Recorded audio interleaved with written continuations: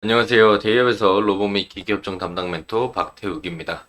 자, 오늘은 KRM 보도록 할 건데, 혹시 KRM 주가가 떨어진 이유를 알고 계십니까? 해당 내용들에 대해서 제가 오늘 자세히 찾아보고 전체적으로 내용들을 정리해 왔습니다. 자, 대주주의 횡포, 주주 가치 제고 따위는 신경 쓰지 않고 전환사채 물량을 계속 쏟아내는 모습들로 인해서 주가가 빠진다라고 우리가 할 수가 있겠는데요. KRM의 이제 좋은 소식을 이야기를 해드리고 싶지만 해당 내용들이 더 중요하기 때문에 해당 내용들을 메인으로 설명드릴 예정입니다. 자, KRM이 이제 2023년 3월 달에 대주주 변경이 되면서 고스트 로보틱스 테크놀로지가 대주주로 안착을 했죠. 그리고 나면서 전환사채를 두 번이나 발행을 해서 발행 금액은 무려 1,000억 원 규모를 발행을 했습니다. 그러면서 전환사채 취득으로 인해서 지분을 48%까지 증가를 시켰는데요. 그 이후에 전환 청구 기간이 되고 나니 전환 청구권을 행사하면서 추가 상장을 하고 해당 물량들을 집어 던지면서 차익 실현하는 이런 횡포를 보여주고 있습니다. 그렇기 때문에 KRM의 주가가 빠진다라고 볼 수가 있겠고, 그래서 그 부분에 대한 내용들을 오늘 정리해서 말씀드릴 예정입니다. 자, 바로 본론으로 들어가서 볼 건데, KRM의 주가를 따져 본다고 한다면, 최대 주주 변경에 관련된 내용들이 나오면서 주가가 이제 강한 상승에 대한 모멘텀을 만들어 줬는데요. 그리고 나서 이때 발행했던 시비, 전환사채에 대한 부분들이 전환 청구권 행사가 나오면서 그 물량들을 집어 던지면서 주가가 하락을 하고 있다라고 볼 수가 있을 것 같습니다. 최근에 거래량이 터지면서 나왔던 것들도 하방으로 꽂히면서 거래량이 터졌기 때문에 그만큼 물량들을 던졌다라고 볼 수가 있어요. 그래서 해당 내용들을 좀 정리해서 말씀을 드릴 거고요. 오늘은 뭐 기술적인 분석 마지막에 조금 말씀을 드리겠지만 그것보다 왜 KRM이 이렇게 되는지 그 부분을 좀 자세히 이야기하도록 하겠습니다. 자, 우선 KRM 공시를 보면 지금 어떤 내용들이 있느냐 가져오면은 죄다 있는 게 전환 청구권 행사밖에 없습니다. 전환 청구권 행사라고 하면은 우리가 전환사채라는 거를 발행을 해요. 전환사채를 발행해서 전환사채를 발행을 하면 그만큼 돈을 빌리는 건데 그만큼 돈을 빌려서 이 만기까지 끌고 가서 만기 때 만기 이자와 함께 주던가 아니 매달 이자와 함께 만기 이자와 같이 이 돈을 빌린 거에 대한 값어치를 이자로 내죠. 그런데 중간에 전환 청구권이라고 있습니다. 전환 청구권. 요 전환 청구권은 뭐냐면 해당 전환 청구 기간이 있어요. 요 기간 동안 내가 전환사채로 빌려준 그 돈만큼 주식을 줄래? 해서 그 주식을 받아가지고 그 주식을 팔 수 있는 권리입니다. 그런데 해당 내용들을 우리가 확인해 본다라고 한다면 2023년 3월에 주식회사 베노홀딩스 외 2인에서 최대 주주가 고스트 로보틱스 테크놀로지로 변경이 됩니다. 이 변경이 되면서 관련된 이슈로 인해서 주가가 강한 상승에 대한 모멘텀을 보여줬습니다. 그래서 이제 대주주 변경 전과 후를 보면은 변경 후에는 베노홀딩스에 대한 지분이 다 빠지고 라미쿠스에 대한 지분들은 좀 남아있고 고스트 로보틱스 테크놀로지의 지분이 21%가 되면서 대주주로 등극을 하는데요. 그리고 나서 고스트 로보틱스는 전환사채를 발행합니다.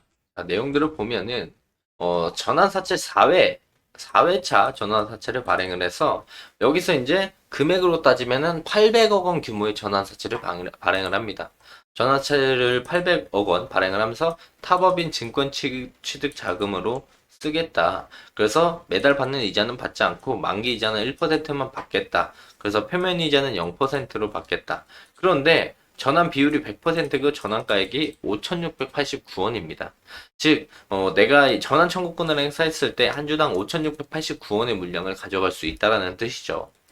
그리고 나서 내용들을 쭉 내려서 보게 된다라고 한다면 전환 청구 기간이라고 있습니다.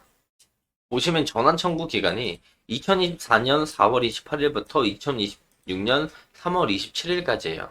즉, 이 800억 원의 물량을 2024년 4월 28일부터 전환 청구권을 행사해서 팔 수가 있다는 거죠. 한 주당 5,689원에.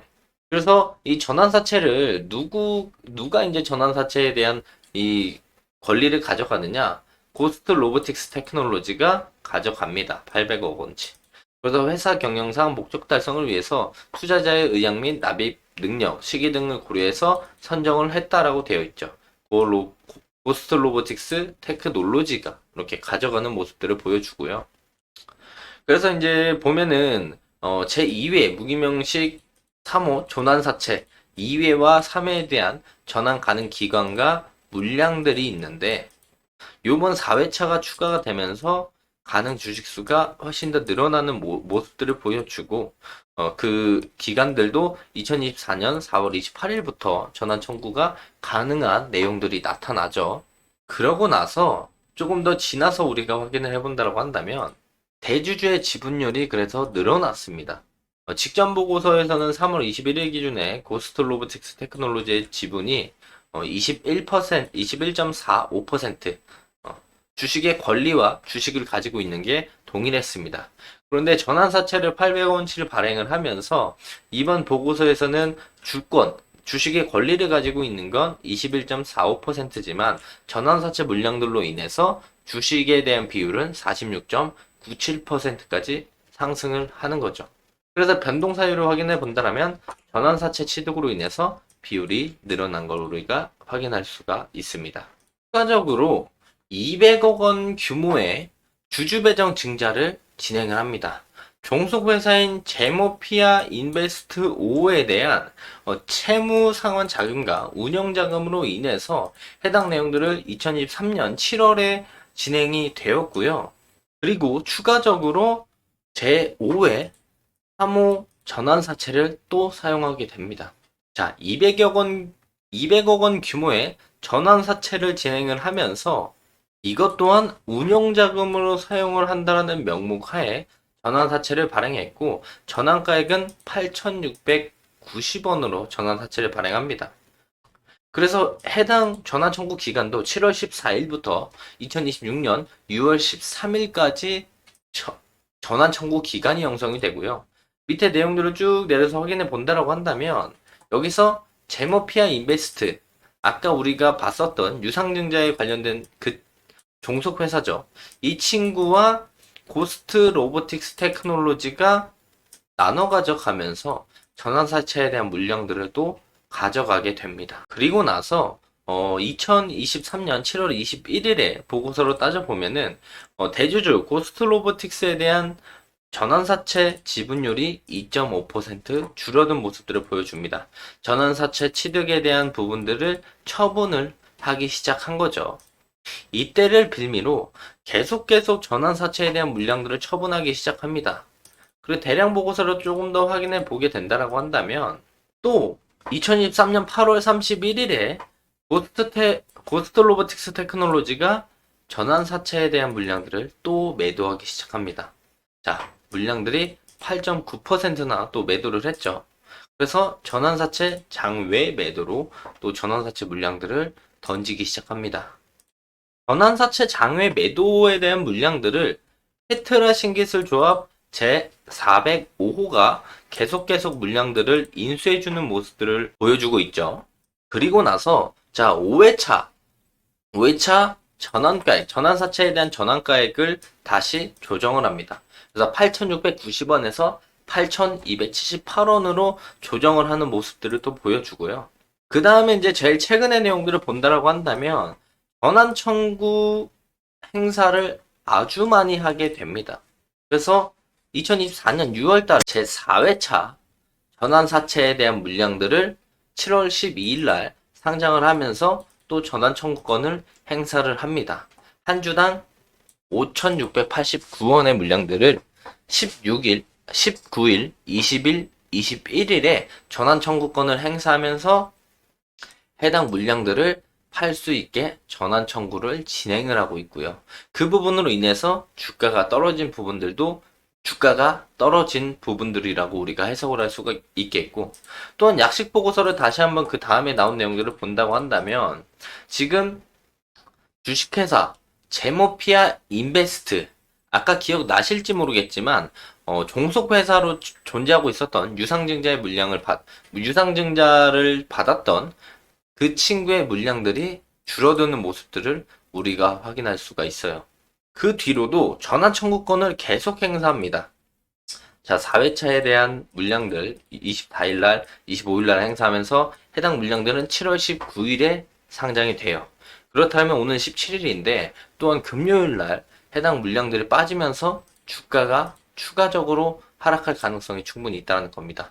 또한 26일날 청구를 하면서 또 19일날 상장되는 물량들이 더 있고요.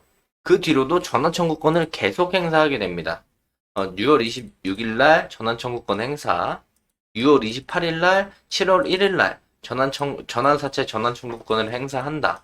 이 물량이 또 7월 19일날, 26일날 추가적으로 500 물량이 나온다.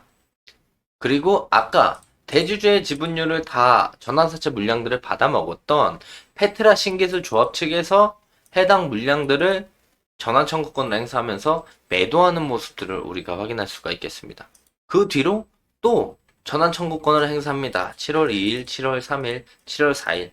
그래서 해당 물량들을 7월 26일 날 또 500 물량으로 풀릴 가능성이 있다라고 볼 수가 있겠고, 또한 5회차 전환가액을 조정을 하면서 6,250원까지 또 전환가액을 조정을 합니다.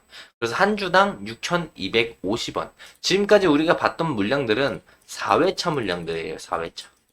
4회차 물량들이 나오면서 한 주당 5,689원들의 물량들이 빠져나온 거고, 지금 전환가액 조정은 5회차 전환가액을 조정한 겁니다. 그리고 나서 전환청구권이 또 나오죠. 4회차가 8일날, 12일날, 16일날 신청을 해서, 그러면 8월 2일, 8월 9일날 해당 물량들이 또 나올 수 있다는 겁니다.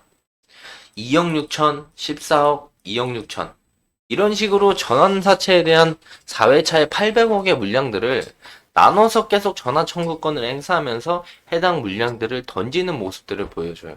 자, 그래서 내용들을 확인해 본다면 앞으로 이제 남아있는 게 얼마나 있느냐를 우리가 확인해 볼 수가 있거든요. 이 4회차에 대한 800억은 지금 남아있는 수량이 해당 물량만큼 남아 있습니다.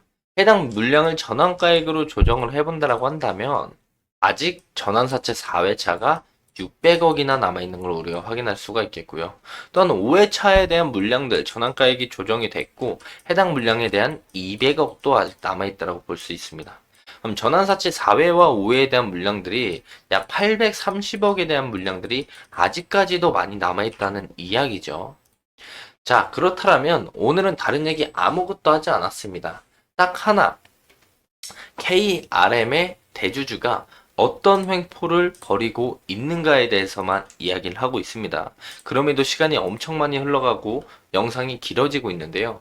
정리해서 말씀을 드리면 대주주 변경 이후 물량들, 전환사채를 4회차, 5회차를 발행했다. 발행하고 나서 해당 물량들의 전환 청구 기간이 오니까 매도를 한다. 주주 같이 되고 신경 쓰지 않고 매도한다. 이것도 그냥 혼자 매도하는 게 아니에요.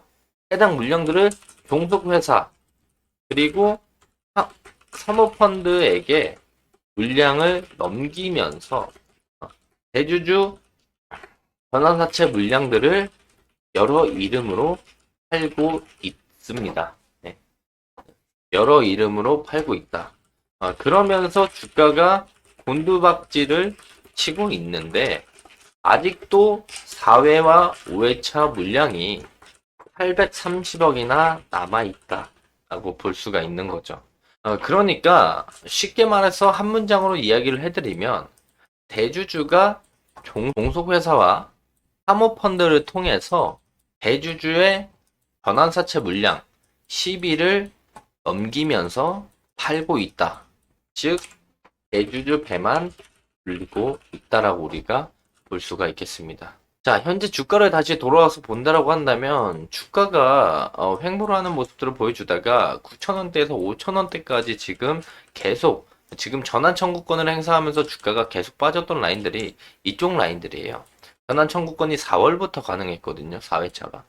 그렇다면 이때부터 전환 청구권을 야금야금 행사하면서 계속 매도하는 모습들을 보여줬고, 현재 전환가액 부근까지 내려왔기 때문에 앞으로 해당 물량들이 반등이 나오고 나면 그때 매도하는 모습들을 보여주지 않을까 생각을 우리가 해볼 수가 있겠습니다. 왜냐면 여기부터 더 아래쪽에서 매도를 하게 된다면 본인들이 손해를 보기 때문에 아마 조만간 KRM이 해당 가격대에서 주가 상승을 견인하고 나서 또 전환 청구권을 행사하면서 물량들, 지분들을 팔아 넘기지 않을까 이런 생각을 합니다.